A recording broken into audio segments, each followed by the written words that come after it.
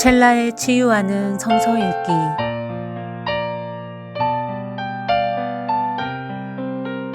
오늘은 이사야 11장에서 16장입니다.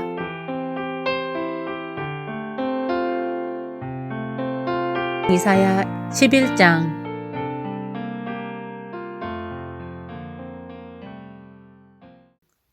이새의 줄기에서 한 싹이 나며 그 뿌리에서 한 가지가 자라서 열매를 맺는다. 주님의 영이 그에게 내려오신다. 지혜와 총명의 영, 모략과 권능의 영, 지식과 주님을 경외하게 하는 영이 그에게 내려오시니 그는 주님을 경외하는 것을 즐거움으로 삼는다. 그는 눈에 보이는 대로만 재판하지 않으며 귀에 들리는 대로만 판결하지 않는다. 가난한 사람들을 공의로 재판하고 세상에서 억눌린 사람들을 바르게 논죄한다. 그가 하는 말은 몽둥이가 되어 잔인한 자를 치고 그가 내리는 선고는 사악한 자를 사형에 처한다. 그는 정의로 허리를 동여매고 성실로 그의 몸에 띠를 삼는다. 그때에는 이리가 어린 양과 함께 살며 표범이 새끼 염소와 함께 누우며 송아지와 새끼 사자와 살진 짐승이 함께 풀을 뜯고 어린아이가 그것들을 이끌고 다닌다. 암소와 곰이 서로 벗이되며 그것들의 새끼가 함께 눕고 사자가 소처럼 풀을 먹는다. 젖 먹는 아이가 독사의 구멍 곁에서 장난하고 젖된 아이가 살무사의 굴에 손을 넣는다. 나의 거룩한 산 모든 곳에서 서로 해치거나 파괴하는 일이 없다. 물이 바다를 채우듯 주님을 아는 지식이 땅에 가득하기 때문이다. 그날이 오면 이새의 뿌리에서 한 싹이 나서 만민의 깃발로 세워질 것이며 민족들이 그를 찾아 모여들어서 그가 있는 곳이 영광스럽게 될 것이다. 그날이 오면 주님께서 다시 손을 펴시어서 그의 남은 백성들 곧 아시리아와 하이집트와 상이집트와 에티오피아와 엘람과 바빌로니아와 하맛과 바다섬들에서 남은 사람들을 자기의 소유로 삼으실 것이다. 주님께서 문 나라가 볼 수 있도록 깃발을 세우시고 쫓겨난 이스라엘 사람들이 그 깃발을 보고 찾아오게 하시며 흩어진 유다 사람들이 땅의 사방에서 그 깃발을 찾아오도록 하실 것이다. 그때에는 에브라임의 증오가 사라지고 유다의 적개심이 없어질 것이니 에브라임이 유다를 증오하지 않고 유다도 에브라임에게 적개심을 품지 않을 것이다. 그들이 서쪽으로는 블레셋을 공격하고 함께 동쪽 백성을 약탈하며 에돔과 모압을 장악할 것이다. 암몬 사람들도 굴복시킬 것이다. 주님께서 이집트 바다의 큰 물구비를 말리시고 뜨거운 바람을 일으키셔서 유프라데스 강 물을 말리실 것이다. 주님께서 그것을 쳐서 7 개울을 만드실 것이니 누구나 신을 신고 건널 수 있을 것이다. 주님께서 남은 백성 곧 아시리아의 남은 자들이 돌아오도록 큰 길을 내실 것이니 이스라엘이 이집트 땅에서 올라오던 날과 같게 하실 것이다. 12장. 그날이 오면 너는 이렇게 찬송할 것이다. 주님, 전에는 주님께서 나에게 진노하셨으나 이제는 주님의 진노를 거두시고 나를 위로하여 주시니 주님께 감사드립니다. 하나님은 나의 구원이시다. 나는 주님을 의지한다. 나에게 두려움 없다.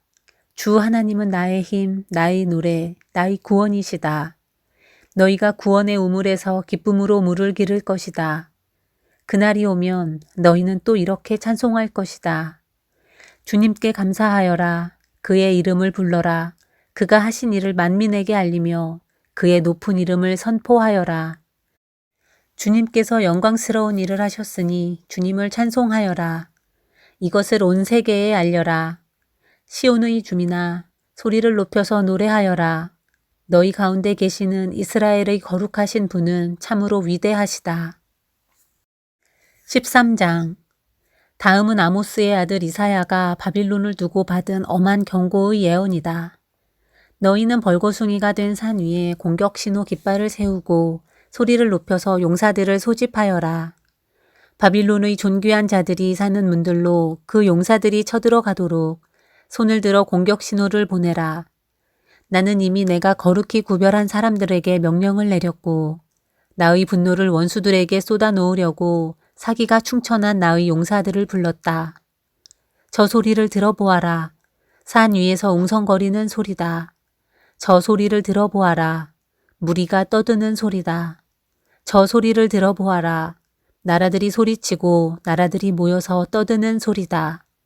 만군의 주님께서 공격을 앞두고 군대를 검열하실 것이다. 주님의 군대가 먼 나라에서 온다. 하늘 끝 저 너머에서 온다. 그들이 주님과 함께 그 진노의 무기로 온 땅을 멸하러 온다. 슬피 울어라. 주님께서 오실 날이 가깝다. 전능하신 분께서 오시는 날, 파멸의 날이 곧 이른다. 날이 가까이 올수록 사람들의 손이 축 늘어지고 간담이 녹을 것이다.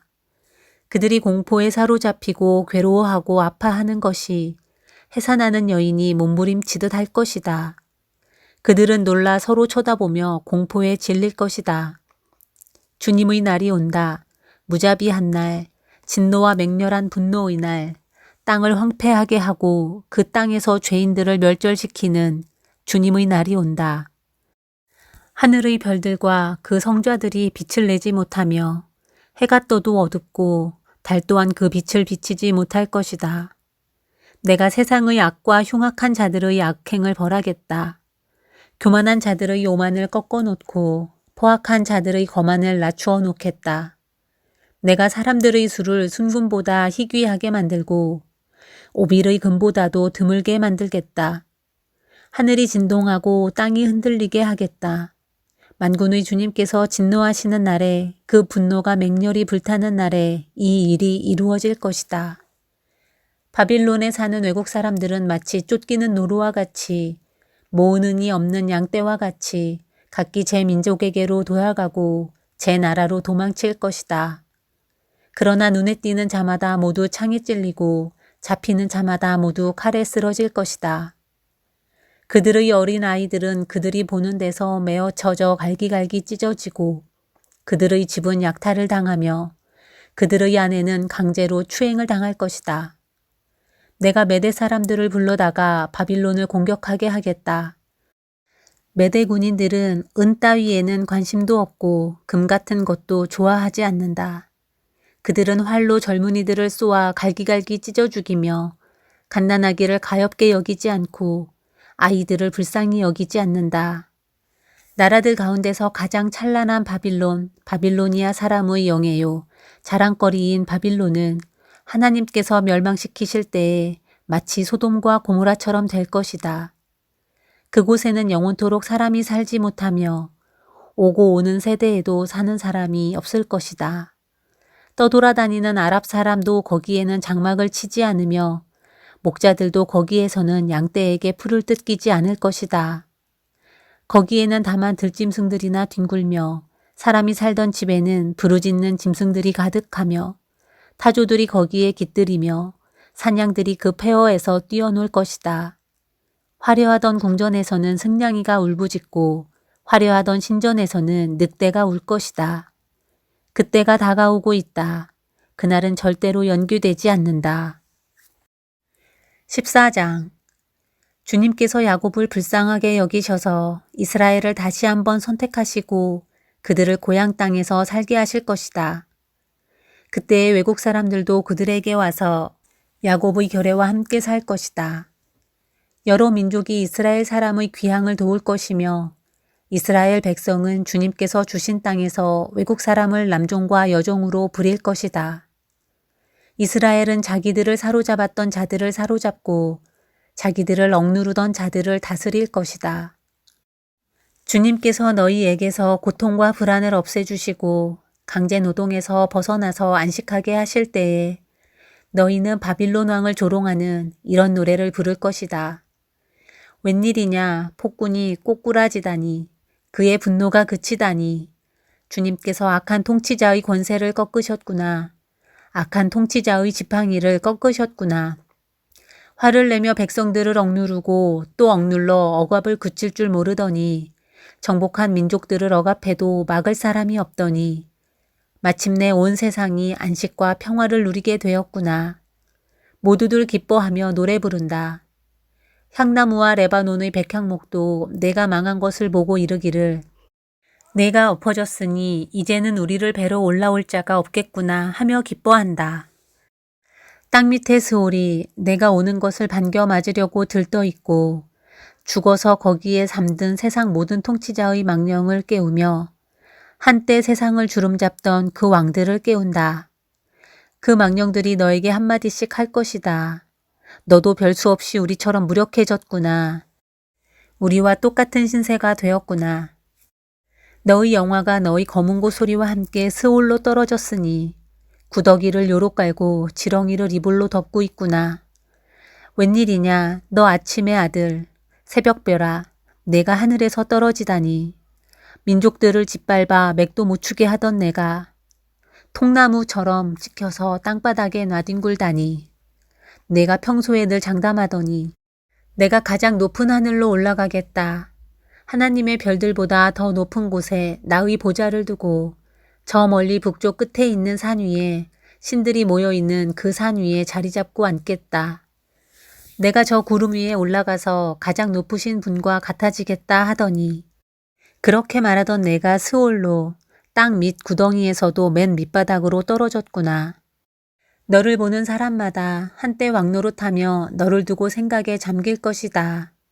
이 자가 바로 세상을 뒤흔들고 여러 나라들을 떨게 하며 땅을 황폐하게 만들며 성읍을 파괴하며 사로잡힌 사람들을 제 나라로 돌려보내지 않던 그 자인가 할 것이다.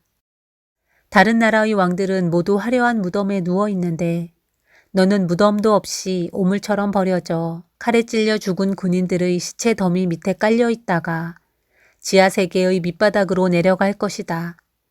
너의 시체를 사람들이 짓밟을 것이다. 내가 너의 나라를 황폐하게 하고 너희 백성을 죽였으니 너는 왕들과 함께 묻히지 못할 것이다. 너희 자손도 이 세상에서 살아남지 못할 것이다. 사람들아 조상들의 죄를 물어야 하니 그 자손을 학살할 준비를 하여라. 그들이 일어나 땅을 차지하지 못하도록 막아라. 그들이 이 땅 위에 성읍의 기초를 놓지 못하도록 막아라. 만군의 주님께서 말씀하신다. 내가 일어나 바빌론을 치겠다. 내가 바빌론을 멸하겠다. 그 명성도 없애고 살아남아서 바빌론의 이름을 이어갈 자도 하나도 남기지 않고 멸종시키겠다. 주님께서 하신 말씀이다. 또 내가 그 도성 바빌론을 고슴도치의 거처가 되게 하고 물 웅덩이로 만들며 멸망의 빗자루로 말끔히 쓸어버리겠다. 만군의 주님께서 하신 말씀이다. 만군의 주님께서 맹세하여 말씀하신다.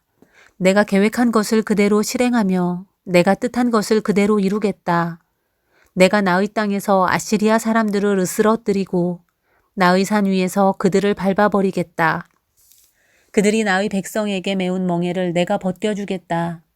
그가 씌운 멍에가 그들에게서 벗겨지고 그가 지운 짐이 그들의 어깨에서 벗겨질 것이다.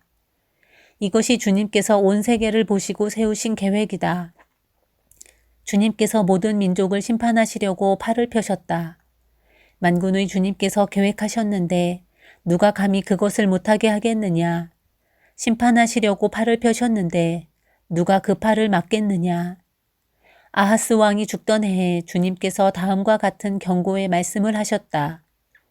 모든 블레셋 사람들아 너를 치던 몽둥이가 부러졌다고 기뻐하지 말아라.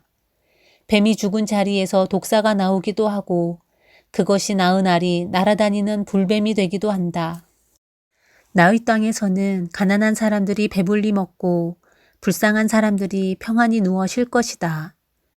그러나 내가 너희 블레셋 사람을 모조리 굶어 죽게 하고 너희 가운데서 남은 자는 내가 칼에 죽게 하겠다. 성문아 슬피 울어라. 성읍아 울부짖어라. 너 블레셋아 노가 없어져라. 북쪽에서부터 강한 군대가 진군하여 올 것이니 너희 군인 가운데서 그것을 피하여 벗어날 자가 없을 것이다. 블레셋 특사들에게는 무엇이라고 답변할 것인가? 주님께서 시온을 세우셨으니 고통당하던 그의 백성이 그리로 피한다 하고 답변하여라. 15장 이것은 모압을 두고 내리신 엄한 경고의 말씀이다. 알이 망하는 그 밤에 모압이 망한다. 길이 망하는 그 밤에 모압이 망한다. 바익과 디본 사람들이 산당에 올라가 통곡하고 모압 사람들이 느보와 메드바의 멸망을 보고 통곡한다. 모두 머리를 밀고 수염을 깎는다. 그들이 굵은 배로 허리를 동이고 길거리에 나앉아 울고 지붕 위에 올라가 통곡하며 광장에서도 통곡하니 볼에 눈물이 마를 날이 없다. 헤스본과 엘르알레에서 부르짖는 소리가 저 멀리 야하스에까지 들리니 모압의 용사들이 두려워 떨며 넋을 잃는다. 가련한 모압아, 너를 보니 나의 마음까지 아프구나.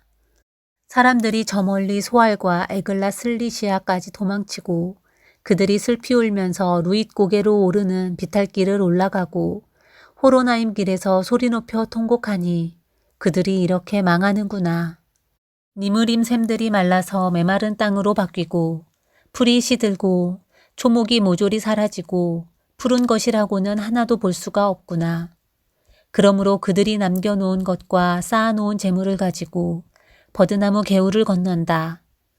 그 곡하는 소리가 모압 땅 사방에 울려 퍼지고 그 슬피 우는 소리가 에글라임에까지 들리며 그 울부짖는 소리가 부엘엘림에까지 이른다. 디몬의 물이 피로 변하였다. 내가 또 다른 재앙 하나를 더 내리겠다. 모압에서 도피한 자들과 그 땅의 남은 자들에게 사자를 보내어서 그들을 찢게 하겠다. 16장 모압 백성아, 예루살렘의 통치자에게 어린 양들을 조공으로 보내라. 셀라에서 광야를 거쳐 나의 딸 시온산으로 조공을 보내라. 있을 곳이 없어 날아다니는 새들처럼 털린 둥지에서 흩어진 새끼 새들처럼 모압의 여인들이 아르논의 나루터에서 헤맨다. 그들이 유다 백성에게 애원한다. 우리가 어떻게 하여야 할지 말하여 주십시오. 우리를 위하여 중재하여 주십시오. 뜨거운 대낮에 시원한 그늘을 들이우는 나무처럼 우리가 그대의 그늘에서 쉴 수 있도록 보호하여 주십시오. 우리는 피난민입니다. 아무도 우리를 해치지 못할 곳에 우리를 숨겨주십시오. 우리가 이 땅에서 살도록 허락하여 주십시오. 우리를 죽이려고 하는 자들에게서 우리를 보호하여 주십시오.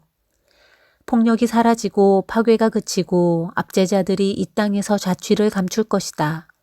다윗의 가문에서 왕이 나와 신실과 사랑으로 그 백성을 다스릴 것이다.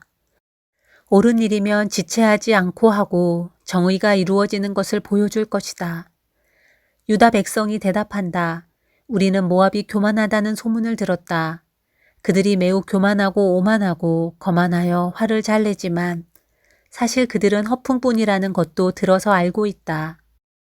그러면 모압 백성은 그들이 당하는 고통을 못 이겨서 통곡할 것이다.